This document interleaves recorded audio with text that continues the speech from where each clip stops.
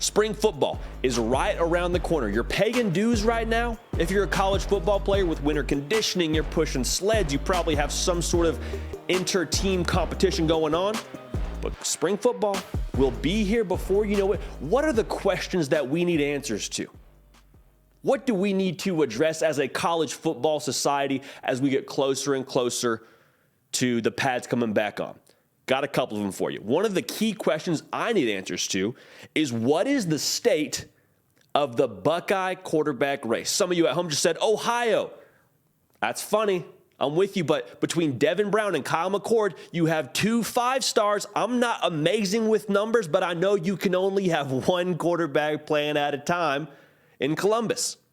And conventional wisdom would tell you whoever ends up starting, the other, you would assume, again, I don't have inside information here. I am assuming that both those guys feel like they can start somewhere else in the country. So the reason why I'm asking what is the state of that race is because typically, based on what Ryan Day has done as a head coach and how he's picked a quarterback, you don't get a starter announced in Columbus until right around fall camp, even if everybody and their mother knows who the starting quarterback's going to be. I mean, it doesn't take a rocket scientist to tell you that Justin Fields was going to eventually start for the Buckeyes. C.J. Stroud was going to eventually be QB1, but still, Ryan Day held the cards close to the vest, close to the windbreaker, if you will, and eventually named them the starter in fall camp in the summertime. The reason why this is a little bit of a trickier conversation right now is, depending on the state of this race, as a player, you get a feel for where you stand in a position battle. Like, I've been there before. Coach, he's getting 75% of the reps with the ones. He's probably going to be the starter. Is that the case in Columbus at some point in time this spring, or is it a matter where it's truly back and forth? Hey, one day it's Kyle McCord with the ones, the next day it's Devin Brown with the ones. The back and forth. Is there a point in this race where one of them kind of gets the message that it might not be my job and they bow out and jump in the portal post-spring? Because again, remember, with the portal windows, if this thing goes into fall camp, like we have seen it go multiple times in Columbus, then neither of them would be able to transfer out. So if you're Ryan Day, you're sitting there saying maybe you want it to go into fall camp. Maybe you want to hold your cards as long as humanly possible so you have 2 5-stars on your roster. But again, if either one of those guys gets a sense that they may not start or they may not be QB1 before that portal window closes, what happens next? Again, I do not have any inside information. I'm not telling you Devin Brown's going to transfer. I'm not telling you Kyle McCord's going to transfer. But it does beg the question, whoever doesn't start, what happens to the other guy? You also got to kind of weigh the opportunity cost, right? If I'm Devin Brown and Kyle McCord does get the starting job, is it worth it to wait around? Is it worth it to have one season driving the Ferrari as opposed to maybe transferring somewhere else and still driving a nice car? Maybe you're whipping a Jetta. Maybe you're whipping a Honda Civic. Those will get you A to B, but to drive this Ohio State offense, you and I both know, comes with some benefits. Some benefits that usually translate into a pretty high draft pick. So keep an eye on that one. But if either of those guys does jump into the portal at any point in time, 5-star caliber quarterback just out there in the transfer portal. That's what that would mean.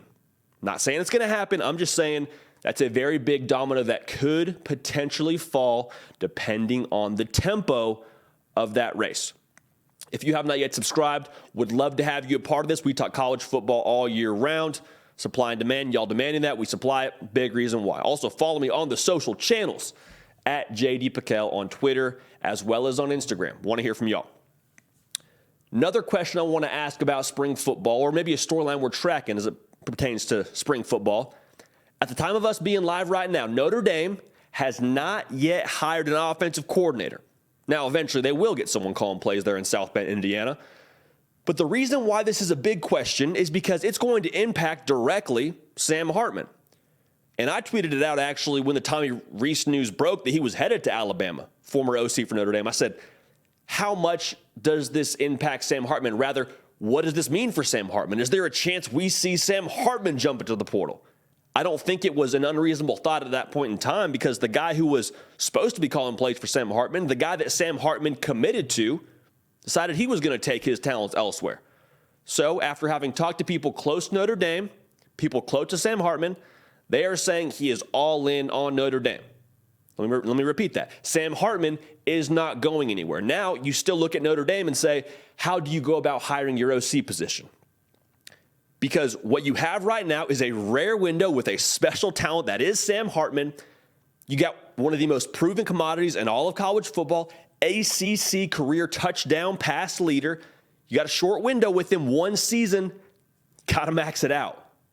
You have got to take advantage of this special time that could be Notre Dame football right now. This special time in Notre Dame football, you got to max it out. Do you hire a more pass-centric offensive coordinator, which would be a little bit different than what Notre Dame's been in the past? Do you go with the internal hire and try and keep some continuity of what Tommy Rees had in-house in South Bend? Regardless, it's going to impact Notre Dame, obviously, for the future, but it's going to impact Sam Hartman directly in a heavy way in 2023. So that's a hire I am very intrigued to see how they handle it, because spring football, again, is getting closer and closer. Marcus Freeman, only been a head coach for all of 1 season. How does he go about assembling this staff, or rather retooling this staff with the departure of Tommy Rees? Going to be very, very fascinating. Now, the Miami Hurricanes are also retooling their staff. Minutes before we went live, Lance Guidry is going to be the new DC for the Canes, coming from McNeese State. So you hire one part of your staff. You hire one coordinator that you were missing. As Kevin Steele went to Alabama. Didn't take too long. Mario Cristobal had his guy in the wings. Look to the offensive side of the ball, and you let Josh Gaddis go, but you got to find a way to take advantage of having Tyler Van Dyke for at least another year in Coral Gables. That's crucial. Like, you've seen Tyler Van Dyke has that under the hood. Coming into 2022, we were talking about, could he be a Heisman candidate? Could he be a first-round draft pick when the year is over? Like, there was so much buzz around TVD, and I don't believe that his lack of production in 2022 is solely based on him. I think a lot of it was the system. It's unfortunate, but that's kind of the world we're living in right now. So, one, can you, similar to what we said about Notre Dame, hire somebody to max out the potential of TVD? But even more so, I'm just curious about the roster movement in Coral Gables. I mean, essentially what you have now is a brand new staff at 2 of the most important positions on your staff. And the reality as a player is my role on the football field may have just changed overnight on the defensive side, and likely on the offensive side as well. Like, whoever's calling the plays, Lance Guidry on the defensive side, they can change the entire complexion of Miami football, which maybe isn't such a bad thing, but the roster. Coaches dictate the roster. Coaches dictate who's going to start, who's obviously a second string, third string, all that. Like, the role that's going to change for a lot of these players, I'm curious to see how many jump in the portal post-spring. We're not going to see it right now because obviously can't jump in the portal until May 1st and then closes the 15th. I'm curious to see how they hold this together. People commit to people. They're going to now have to re-recruit a lot of those people to stay with Lance Guidry and to stay with whoever the new OC is. I'm not saying it can't be done. I'm just saying conventional wisdom would tell you there will be some roster changes in Miami. So keep an eye on that one. The last spring storyline, and maybe this has been the most visible over the last couple of weeks, the Ole Miss quarterback room. We're going to talk about Netflix documentaries here a little bit later in the show. You could do a real-time Netflix documentary. You could do a reality TV show on the Ole Miss quarterback room. You got Walker Howard transferring from LSU. You got Spencer Sanders transferring from Oklahoma State. Played a lot of football, has Spencer Sanders. You got Jackson Dart, who started for you last season and didn't exactly light it up. I think he's still got a lot of ability, does Jackson Dart, but there was some things left to be desired in terms of what he did throwing the football. The reason why this is going to be so tense is because Spencer Sanders has 1 year left of eligibility. Jackson Dart has 2 years left. Those are 2 horses you're likely looking at in this race going toe-to-toe for that QB1 spot. Now, let me tell you something. Men lie, women lie. Your parents' Facebook page, I don't lie. And Jackson Dart's father sent out a not-so-cryptic Facebook post when they were out hunting snow leopards or whatever they were hunting, and just basically talked about some people talk trash during the offseason, to paraphrase, and some people work.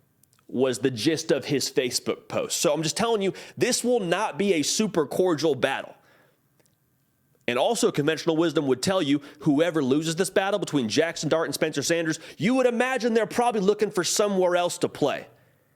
Now, just because you're not good enough to start at Ole Miss, whether you're Spencer Sanders or Jackson Dart or Walker Howard, just because you're not QB1 there doesn't mean you can't still have a phenomenal 2023 somewhere else. And whoever jumps in the portal, if somebody does jump in the portal, again, I'm making an assumption here. Don't know that to be the case. That's my assumption. The value for that quarterback will be through the roof. From a roster importance, probably NIL will play a factor. I mean, supply will go down. So demand, post-spring practice, likely a lot of people figuring out what they have at quarterback, or rather what they don't have at quarterback. So demand goes up. So what do we see value do? Slowly but surely starts booming post-spring. So that'll be a very interesting race to watch. But I'm just telling you, the juice alone from Jackson Dart's father's Facebook post just added a whole new level of intrigue to this race for me. Too many cooks in the kitchen, man. Same thing we said with Ohio State. Can only have one guy playing quarterback, and they got 3 good ones in Oxford, Mississippi. So that'll be a fun one to watch. So our spring questions, to recap it for you. What is the state of the Buckeye quarterback race? Historically, they've announced in the fall. Do we see somebody bow out and maybe read the tea leaves a little bit, maybe read the writing on the wall and say, hey, maybe I'm not getting all the first-team reps. Maybe I do need to look somewhere else to play. Because if that happens, it's a very high-caliber player in the portal, if they do end up jumping into the portal. What is the impact for Sam Hartman based on who Notre Dame hires as the OC? For Notre Dame, you got 1 year of Sam Hartman. You better make it count. Hiring the OC is a very big part of that. Miami, hiring not 1 but 2 new coordinators. They just filled their DC position. The OC position is yet to be decided upon. But with new coaches, the roster expected to have a little bit of movement post-spring. Keep an eye on that. And then the Ole Miss quarterback room, like I said, reality TV kind of excitement in that room. Walker Howard, Jackson Dart, Spencer Sanders, somebody has got to start. You would assume Jackson Dart and or Spencer Sanders could find themselves in the portal depending on what happens with Walker Howard. But that'll be exciting. Very excited to watch all those spring questions, find answers here in the very near future. But I'm telling you, man, it's going to be a lot of fun. Hey, y'all, thanks so much for watching. Subscribe to the channel here to make sure you don't miss an episode of The Hard Count. Also, be sure to check out other videos on the On3 YouTube channel.